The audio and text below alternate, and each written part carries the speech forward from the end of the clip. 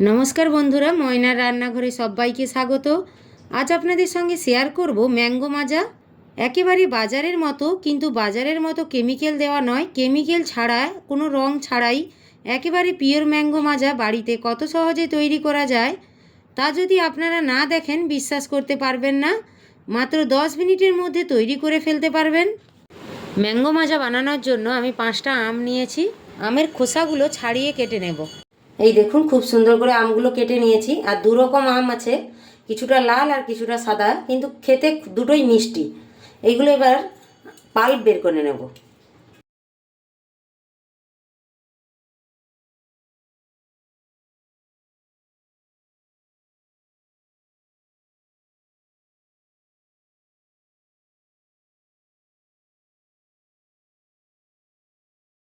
এই দেখুন, আমের পাল্পগুলো বার করে নিয়েছি। এবার একটা একটা মিক্সির জারে দিয়ে দেব। ওটার মধ্যে দেব চিনি,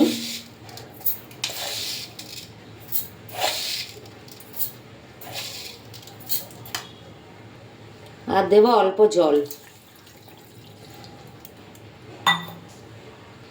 অল্প জল দিলাম। এবার একটা মিহি পেস্ট বানিয়ে নেব। এই দেখুন, কত সুন্দর মিহি পেস্ট বানিয়ে নিয়েছি। একটা কড়াই জেলে দিয়েছি। এবার সেই আমের পাল্পটা ঢেলে দেব, আর কিছুটা পরিমাণ জল দিয়ে দেব।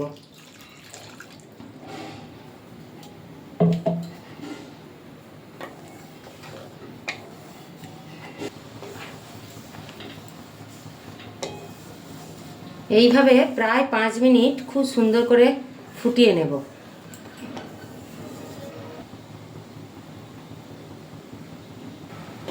আমটা ফোটানো হয়ে গেছে। এবার বন্ধ করে এটা পুরোপুরি ঠান্ডা করে নেব।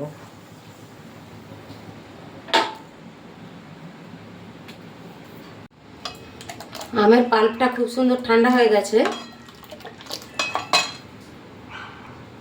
এইবার ছাঁকনিতে করে ছেঁকে নেব।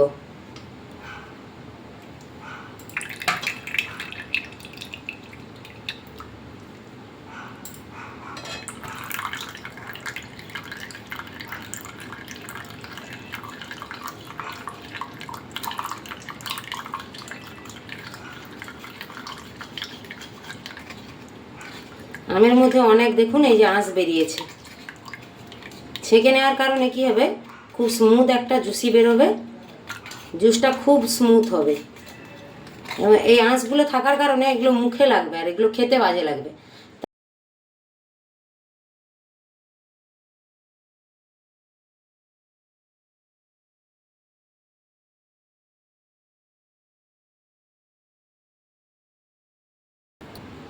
যেহেতু আমি ঠান্ডা মাজা বানাচ্ছি, তাই জন্য দেখুন বরফ বসিয়েছিলাম, একটা বরফের টুকরো নিয়ে নিয়েছি। এই টুকরোটা ভেঙে দিয়ে দেব।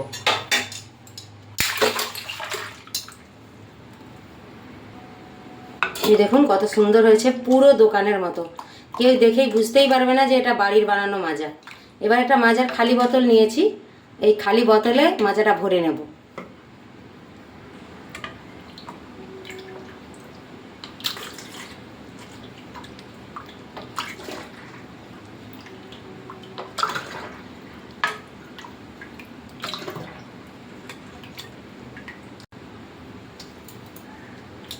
এ দেখুন তৈরি হয়ে গেল একদম দোকানের মতো মাজা।